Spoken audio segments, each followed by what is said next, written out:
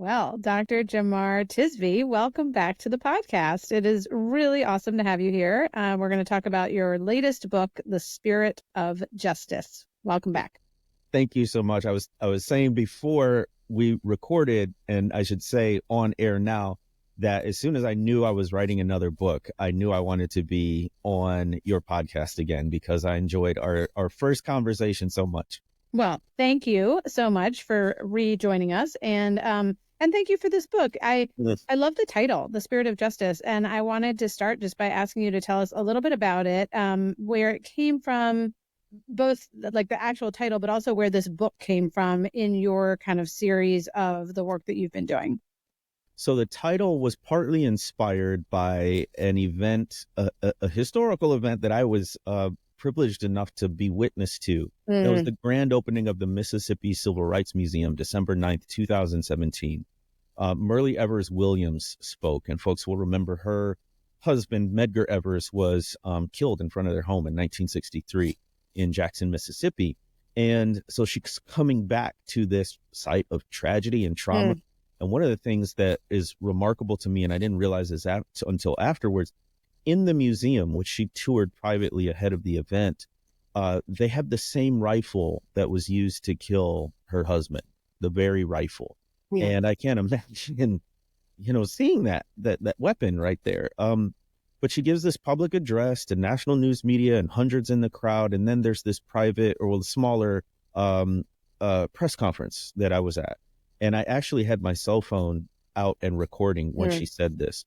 A journalist asked her, how does the state of civil rights and race relations now in the 21st century compare to then in the civil rights movement? She said, I'm seeing things I thought I'd never see again, never wanted to see again. And there are echoes of the past in the present, negative ways. And then she said, I'm weary, which was like an understatement because she's 84 years old at this time. And as we speak, she's still alive.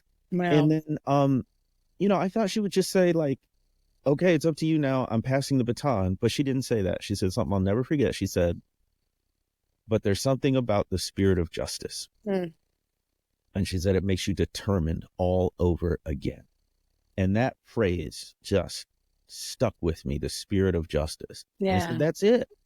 That's it. That's the thing that explains so much of the attempts at progress in our country. Because it struck me, what kind of person can in her 9th decade of life say that she's determined all over again? But it's the spirit of justice in her. And as I looked at history, the scope of history, it's the spirit of justice in anyone who stands up against oppression and injustice and racism. So that's what I wanted to write about. And that's partly what inspired the book.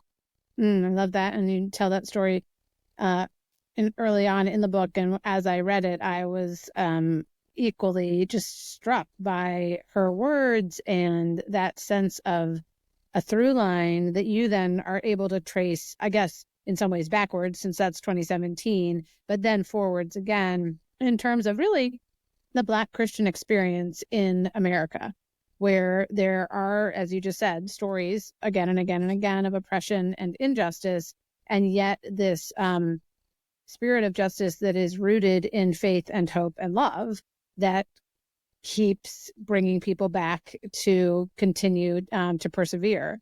And I guess, what do you will you give us a little bit of that overview, the way that the spirit of justice runs through the story of Black Christianity in the United States? So I think people who read my first book, The Color of Compromise, were kind of shocked and appalled to see the actual words, to learn the actual events, right? We know in broad strokes there's racism in the church, but to get the actual history is pretty your mouth just drops in some of these instances. But it occurred to me that, evil is unsurprising, unfortunately, right? But it's always showing up. Evil in the form of racism is always showing up in different ways. What is truly remarkable, what is truly astounding, isn't necessarily the evil, but that there's always people willing to stand up against it. There's always willing to resist the injustice. And that's what I think the Spirit of Justice, the book, helps remind us, is we inherit this great cloud of historical witnesses who come from all kind of backgrounds. There's over 50 different people I profile in this book, and they are not superhuman in the sense that they have something that you and I don't, right? That allowed them to do what they did. What they did was they had some courage and took a step, however small, and that led to another step and another step and another step until, now we write about them in history books. Yeah. And I just thought, the season that we're in, I'm very concerned about resilience. I'm very concerned that we are living in an age of uncertainty, particularly politically. We have no idea what's going to happen in November, right? We have no idea what's going to happen with the election. And I keep reminding people that's not the end.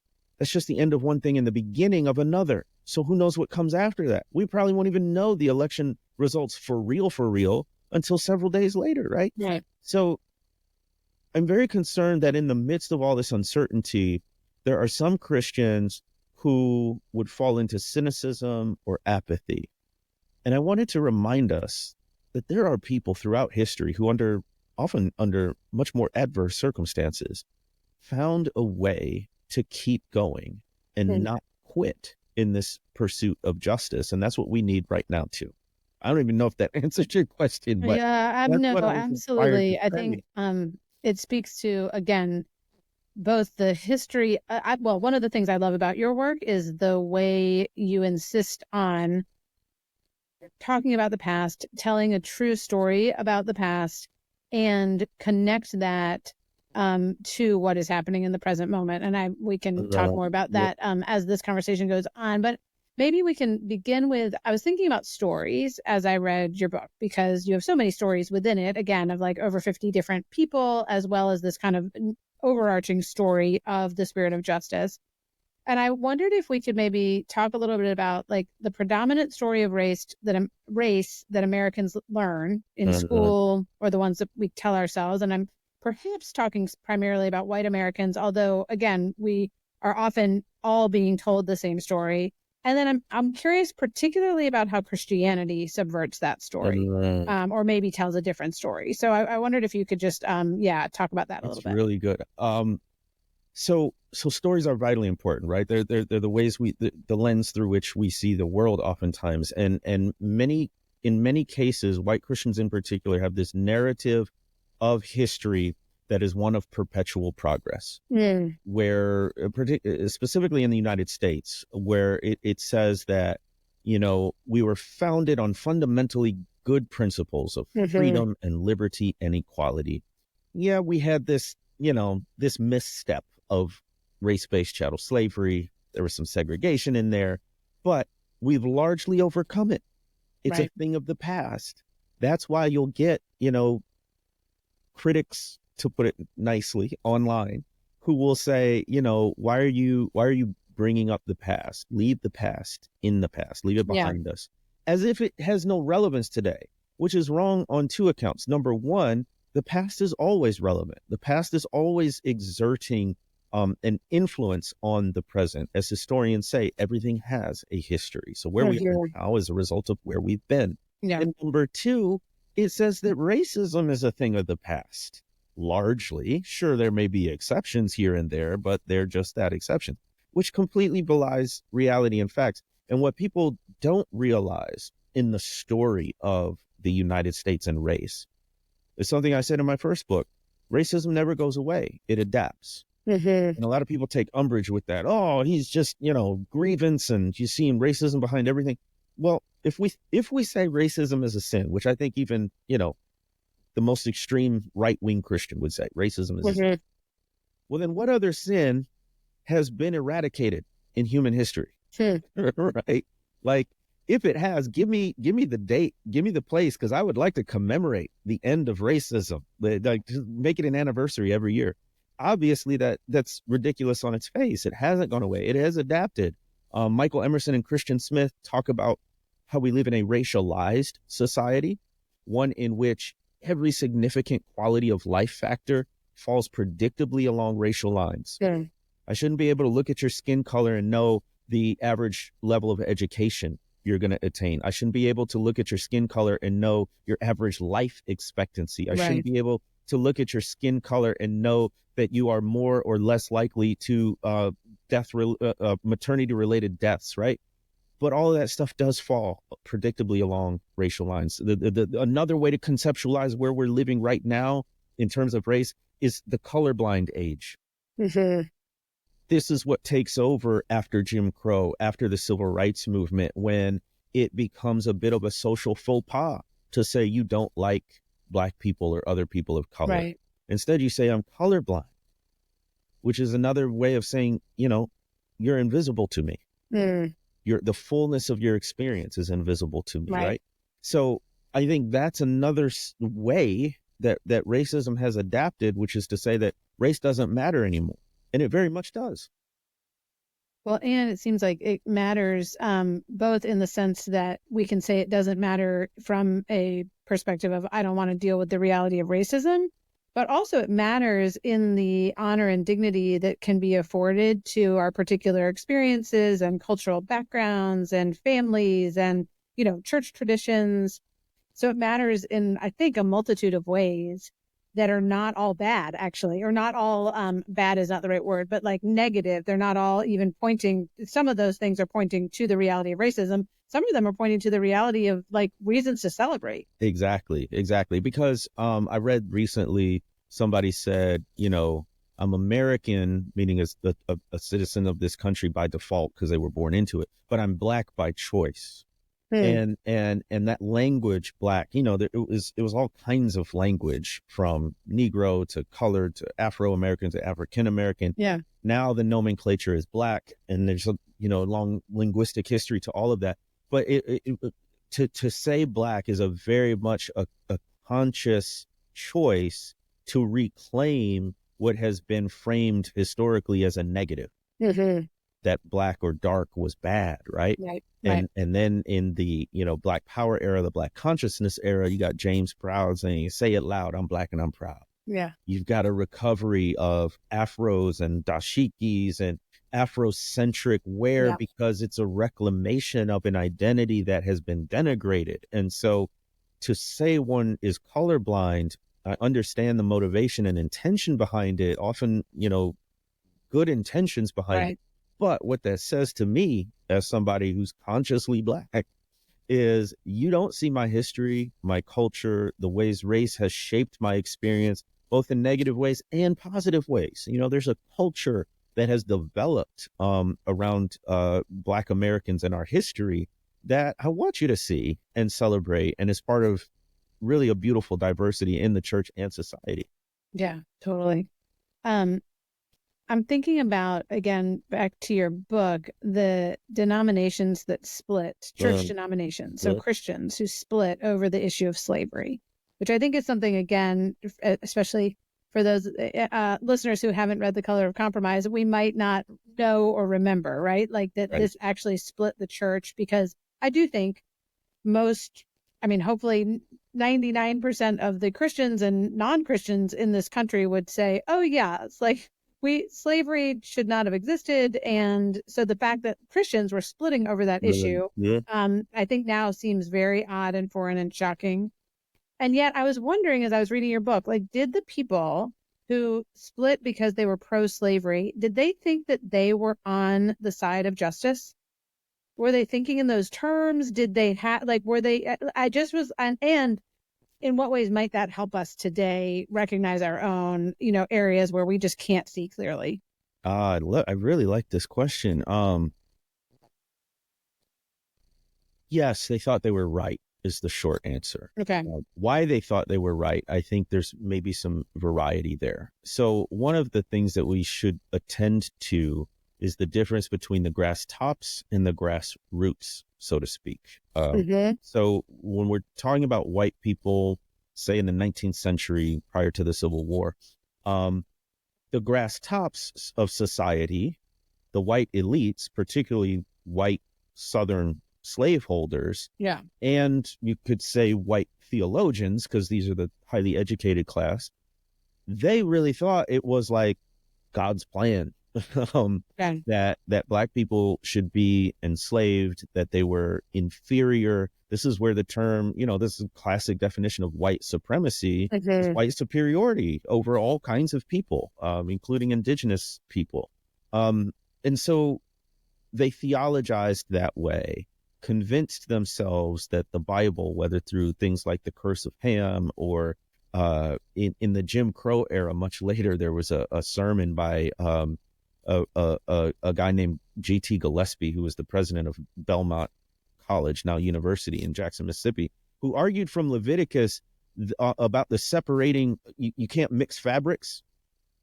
And he said, Hmm. because you can't mix fabrics in the Old Testament, how much more would it apply to not mixing people Okay. and different colors and different races, right?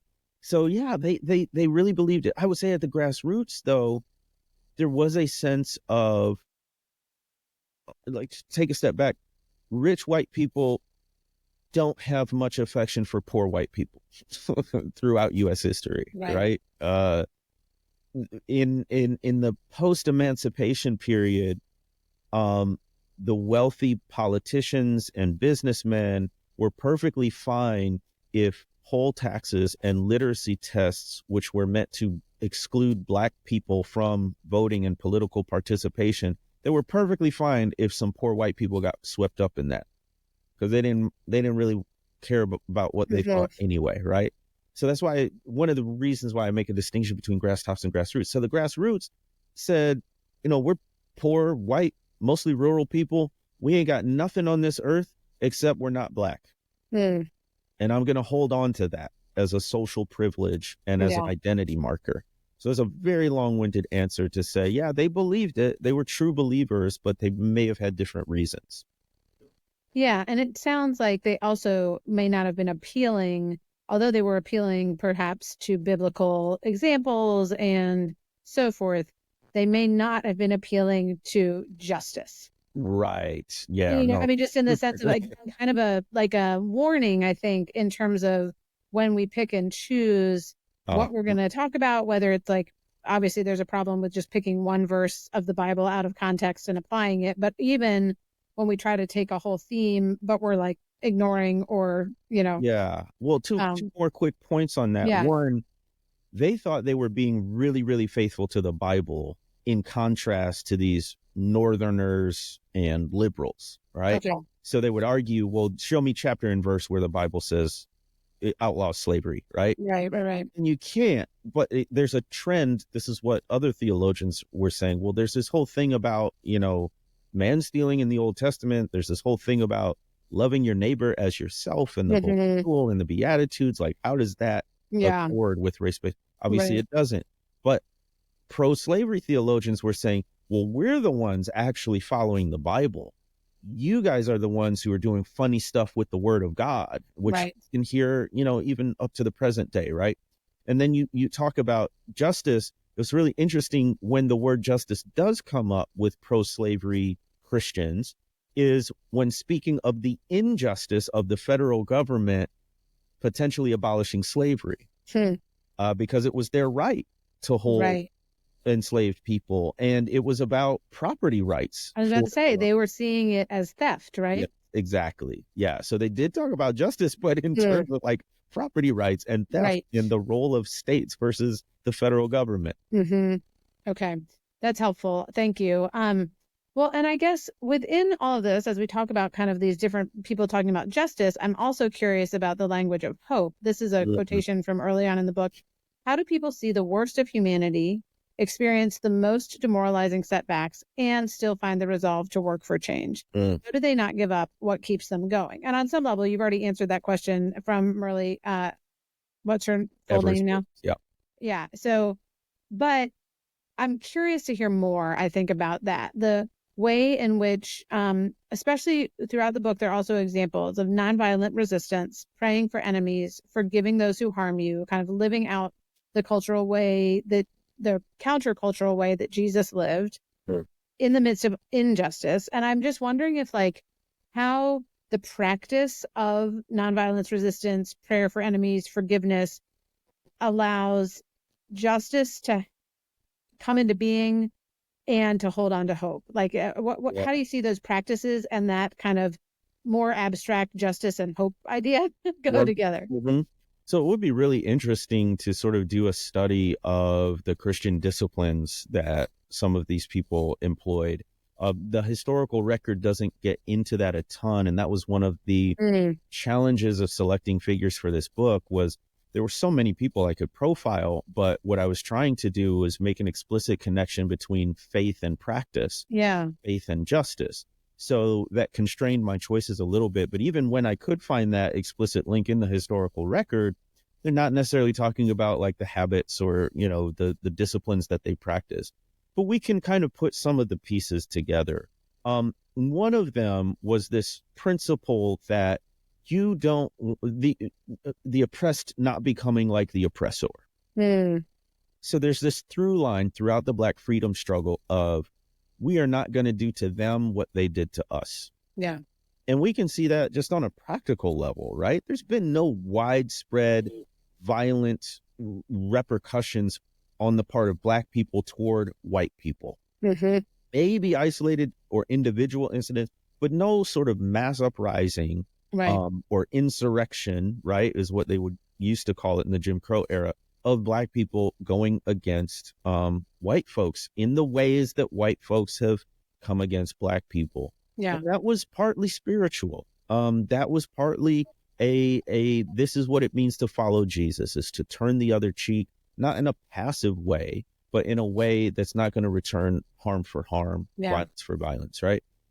So that's a through line. I think another one is they saw in the book of Exodus a resonance with their experience, obviously, right? Mhm. During race-based chattel slavery, you talk about Hebrew slaves, right? So they saw in the book of Exodus a God of liberation, a Yeah. God who literally emancipates people from slavery.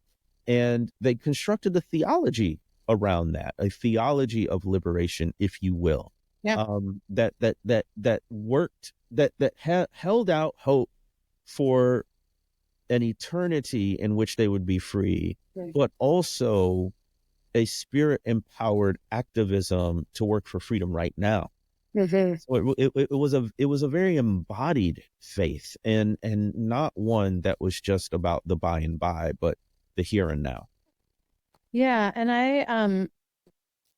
I've been reading Dr. King's last book, which is called Where Do We Go From Here? From Chaos to Community. And I struck by so many things in that book, including just its continued relevance to our present moment, but also by just the depth of his commitment to what I would call the way of Jesus. He doesn't call it that because he's appealing to, I think, outside of just Christian bounds when he's talking about nonviolent resistance. And yet and for me as a white person reading his words, I am really compelled by his insistence that this is not a matter of flipping the social hierarchy so that Black people end up on top.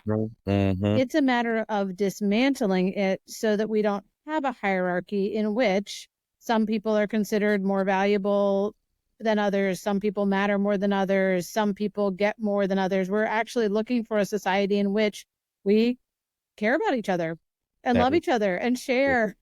Yes. And I guess it sounds idealistic, but it also sounds kind of like simple and like a kindergarten classroom. Yeah. Like, yeah, you know what? The reason we do this is because this is how we don't hurt each other and we learn and grow. And anyways, I'm just compelled, and I always am grateful for his essentially what feels like compassion towards me, reading, as as we've talked about before, privileged white woman, however many years later. But it does strike me that the ethos of a kind of a Christian perspective both gives a tremendous strength to the vision of and work towards justice, as well as a tremendous like gentleness or compassion or something as far as not just trying to say it's our time to lord ourselves over you all who've been oppressing us. As you just said, like, we're not going to become the oppressors. Like, we're not going to do that, because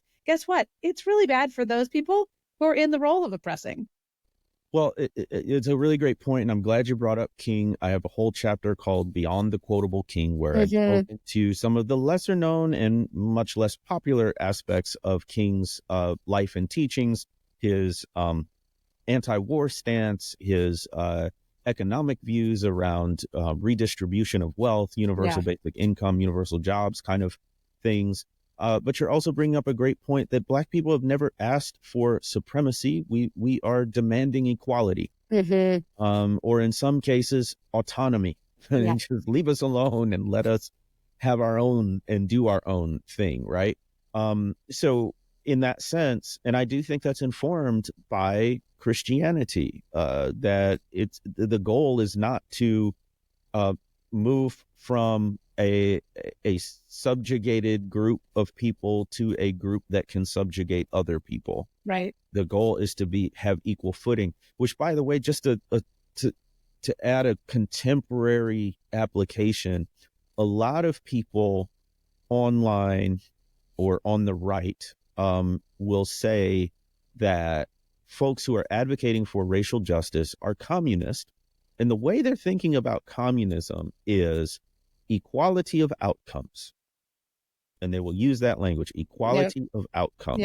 So they basically want to say, no matter how hard you work, these people want the federal government to take everything you've earned and then distribute it to everyone equally, as if everyone's put in equal effort. And so your effort isn't going to count. It's not going to matter. That's one way they're thinking about communism, right? And so history refutes that. I mean, Black people aren't saying we want everyone to come out the same. Yeah. What we're saying is we want to have a fair shot and opportunities, just like white people have, and then let us do our thing and see where it shakes out. It's actually people who are oppressed who truly want meritocracy, because they've been denied opportunities, whether even when they've had the merit to earn them, right? Right. And so it's really interesting now that the forces that are sort of pushing back against racial justice are claiming that we want equality of outcomes. It's doing away with meritocracy, when the reality is we've been demanding a true meritocracy, if you will, or at least equal opportunity for the longest. And I agree with everything you're saying. I also think, though, when we talk about something like a basic universal income or jobs, we're also saying that there are some things that are the same, which has to do with like the dignity of the human person, the value of your ability to participate in our community, even if it's not in ways that are deemed as economically productive as the next person over for whatever reason. So I just think there's like more of a both and than an either or there. And perhaps the people who are arguing and calling it communism, honestly, are not wanting either of those things. Yeah, they're not wanting a true meritocracy, but they're also not wanting to say that we all, in a rich nation that could make sure that everyone has food and shelter and education, well, yeah, we should just do that. And you deserve it because you were born here. Like, I just think there's a little bit of a both and there. Well, the way I think about it is there should be a floor, but not a ceiling. Yes. So I agree. That's what King was talking about. Was like, we have enough for everyone to have what they need, and everyone should get what they need. Yeah. Period. Right. Food, clothing, shelter, the opportunity to flourish. Now, once those basic needs are taken care of, people do what you can do. Right. But in the modern discourse, especially, actually, I would say this has been the discourse throughout U.S. history, is you can't provide that floor without doing away with people's hard work and what they supposedly earned on their own, right? As if white people haven't had help from the government, like the Homestead Act or the GI Bill or whatever.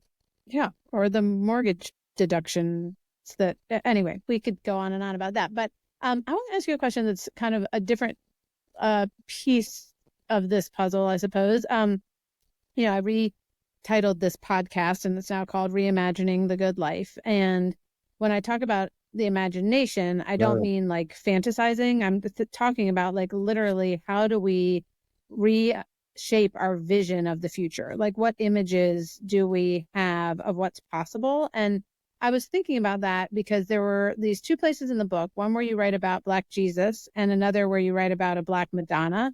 And I was just thinking about how those were literally like reimagined images of Jesus and of the Madonna. And I wondered if you could tell the story, like where did those images come from and how are they helpful? Why are they helpful in understanding Jesus more fully, perhaps of understanding like the heart of God as it comes to justice more fully? Yeah, I just would love to hear a little bit more about Black Jesus and the Black Madonna.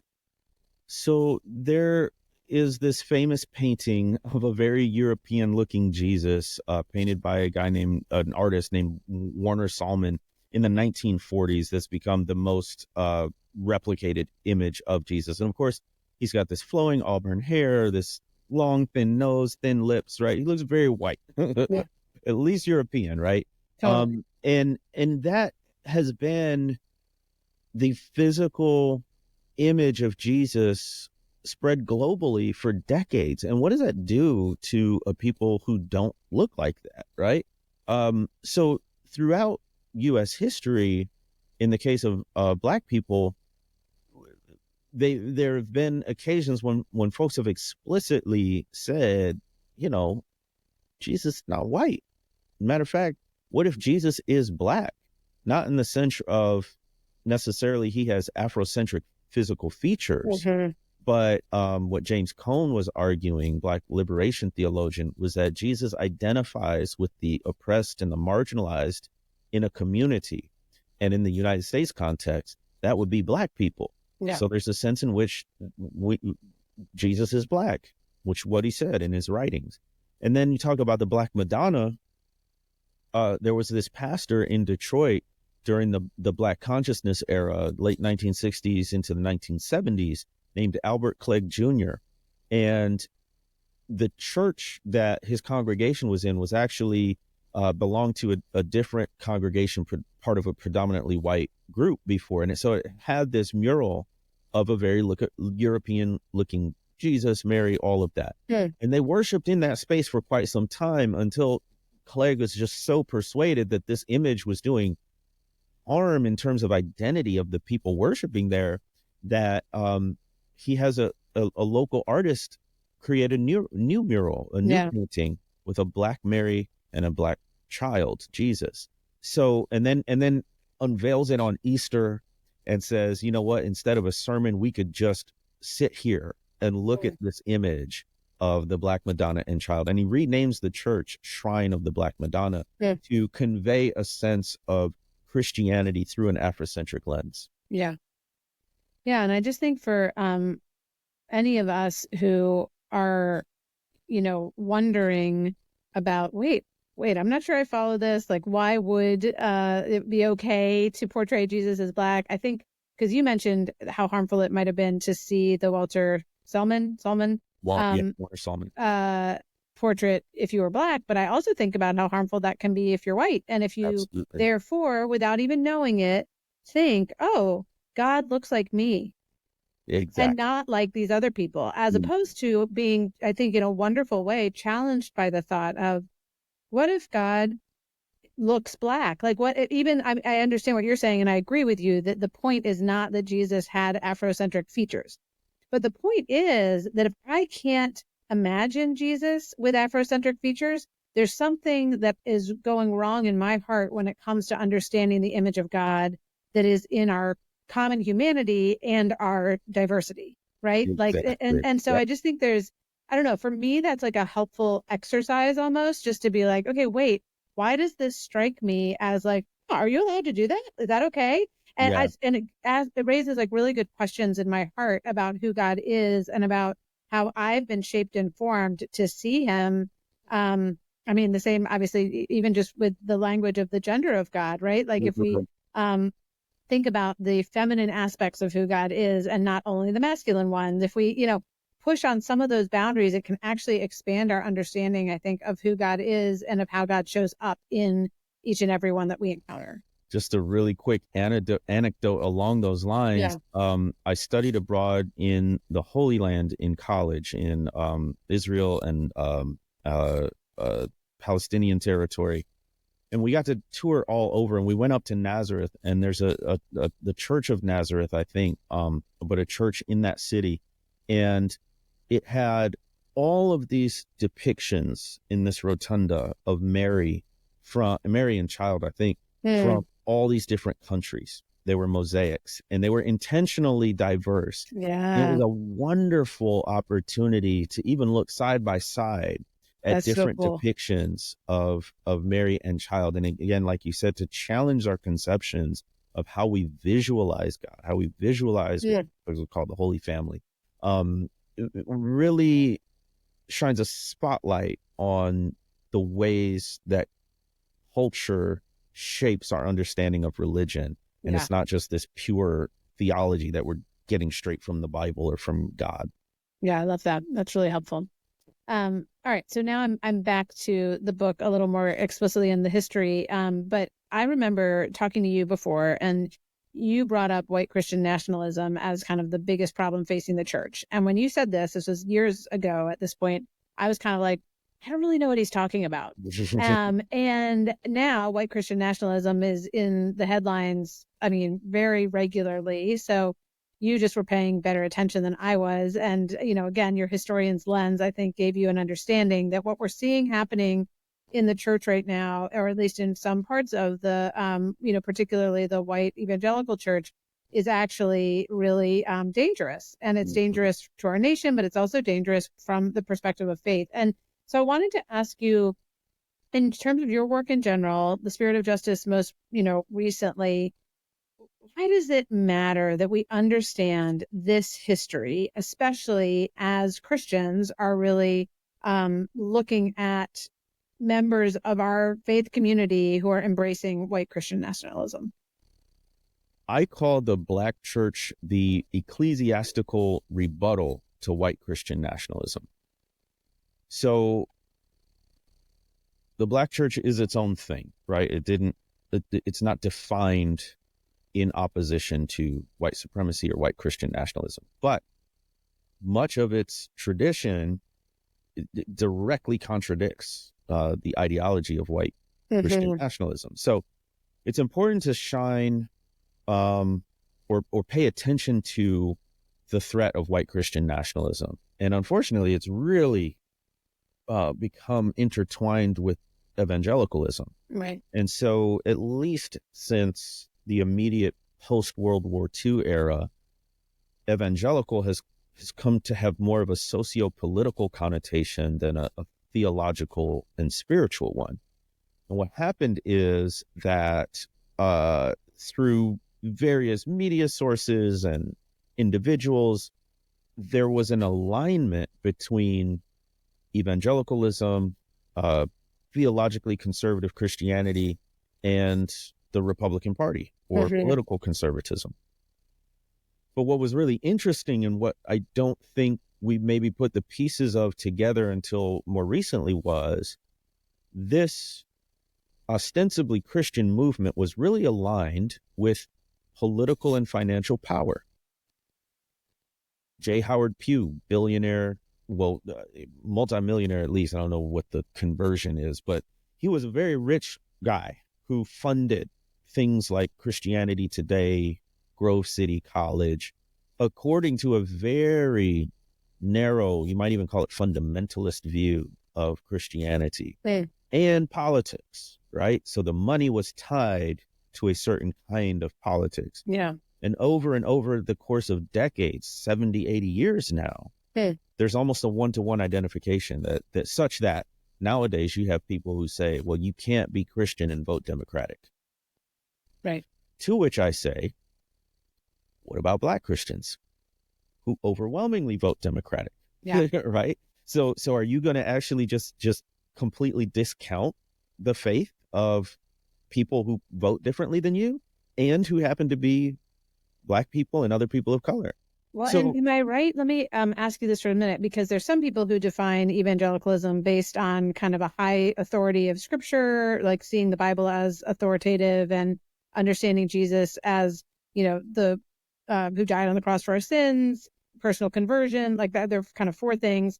And am I right in thinking that like the majority of Black Christians are like yes, yes, yes, yes, yes. yes, So it's exactly. not as though, I mean, if we were to simply say, what does it mean to be an evangelical? And we were to articulate them, the people you're describing who are voting Democratic would be called evangelical Christians. Absolutely. So I just think that's like important to point out that Yes. we're not talking about people who are like, oh, I don't really believe in the Bible. I just go to church because it's a good social club, right? Like Right, right. we're talking about No, people who are like reading the Bible daily and like seeking to follow the way of Jesus. And I don't know, for me, that was like really important to understand in yeah. terms of being able to say, like, yeah, so we are brothers and sisters. And that doesn't mean we always vote the same.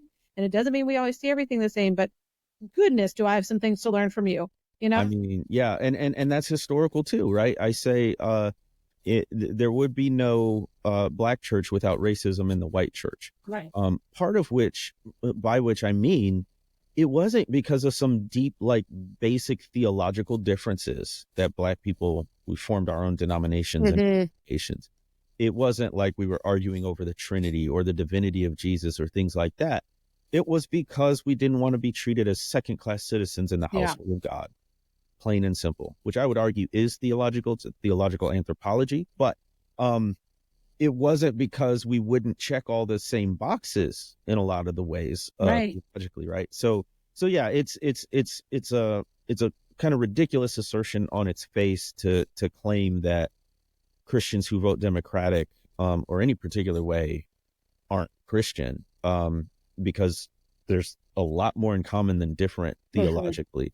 So anyway, that's been people have been discipled in this for decades around what we now label white Christian nationalism. And I thought it important in a book like The Spirit of Justice to say, you know what, there's a different tradition and there's another way, Yeah. not only of believing in Jesus and following the Christian religion, but also of engaging faith in politics, because the way that Black Christians think about politics often starkly differs from white Christian Right. nationalists or sympathizers. Yeah. Oh, it's super helpful. And I do think they just drawing out that contrast is really important. I also, and this is, I'll kind of end with this question, but towards the end of the book, this is again a quotation. It's not enough to point out the problems of an unjust system. The people who become the greatest agents of change also convey a notion of a better future. It is not sufficient to decry what is. We must also craft an image of what might be.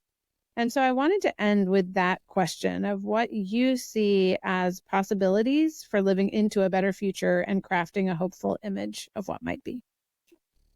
Angela Y. Davis, who's now a professor but was also a member of the Black Panther Party, wrote that freedom is a constant struggle. So what I foresee is constant struggle, Mm. that when it comes to justice, and particularly racial justice, will never be done, will never be finished. Mm-hmm. What we need to be is resilient. What we need to be is persistent. And what that movement, I think, looks like in the 21st century and going forward is multiracial coalitions, where white people are not the center, but standing shoulder to shoulder alongside other people who have different experiences. Women have come to the fore much more in this vision of the future. And then also we have interclass solidarity, Mm-hmm. so that rich and poor people are coming together for the good of all. I think also we're going to have to, quote unquote, do church differently, Mm. because we have the rise of the religiously unaffiliated, who are now more than a quarter of the population.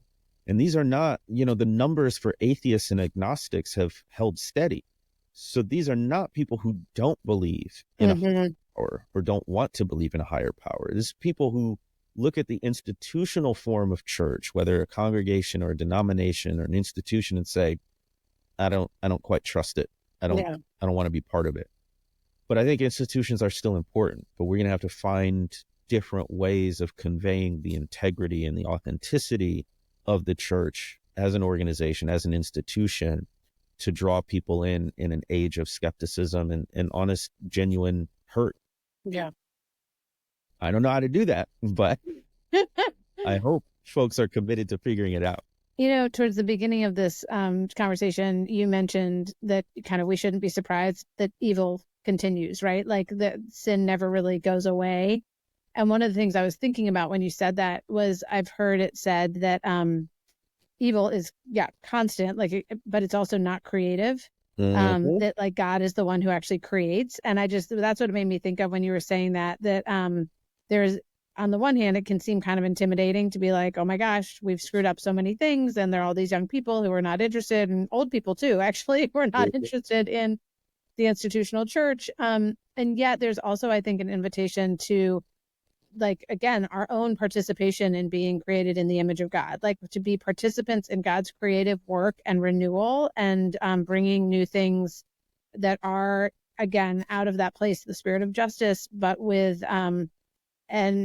with hopefulness and, your words, that we can craft an image of what might be, even that idea of crafting or like creating, I really love that. And it does give me hope.